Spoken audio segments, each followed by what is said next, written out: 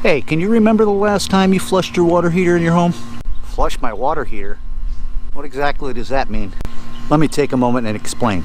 Flushing your water heater in your home is a preventative maintenance practice that will ensure you get more life out of your water heater. Hey, so join me for a few moments and let me show you how quick and simple it is to flush the water heater that's inside your house. So you're usually going to need 3 things to do this simple task. First of all, a garden hose, a pair of channel locks or pliers, sometimes a flathead screwdriver. Okay, so first of all, head over to where your water heater is located. Down here at the bottom of the water heater is where you're going to find your discharge valve.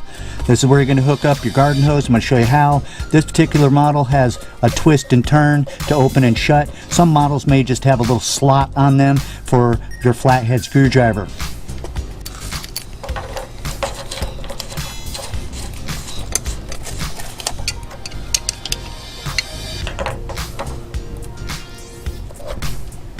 Okay, now that you have your garden hose hooked up onto here, you're going to want to run this garden hose outside. Okay, so before we go any further, some of you guys are going to say, hey, listen, I live on a 3rd floor condo building. I can't run a hose outside. No worries. You always have a bathtub or a shower somewhere inside of your home, even if you live on a condo building on a 3rd, 8th, 10th floor, or even to a simple floor drain. You can see on this particular water heater, some of the best practices have not been practiced. There is no thermal expansion tank, no shut-off valve. It's starting to fail even after 3 years because of that, but we're not talking about that today. So when you get your hose ran outside, do not touch anything that's up here. No valves, nothing. Don't even worry about your power. It's all about flushing this water heater. Now that you have your hose ran to wherever it needs to go, simply open up your valve.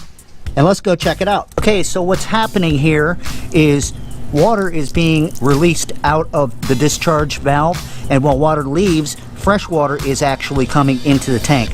What this does is creates a swirling effect inside of that tank, which helps knock some of the old particles from minerals and calcium deposits and stuff and shoot them on out, so that way you have better performance out of your heater and it'll last longer. Notice how I didn't cut the power off, I didn't turn the water off, I didn't do anything up there. Okay, very simple and easy. You're going to allow this thing to flush itself for about 10 minutes. Once you're done, you're just going to repeat in reverse the steps that we took by going in, shutting off that valve at the bottom of the water heater, wrapping up your garden hose, and that's it for the year. Now, if you've never had a water heater flushed in your home, you didn't know about it, or maybe it's never been done, at this point in the game, that water heater's got enough age on it where this kind of practice probably isn't going to do a heck of a lot of good.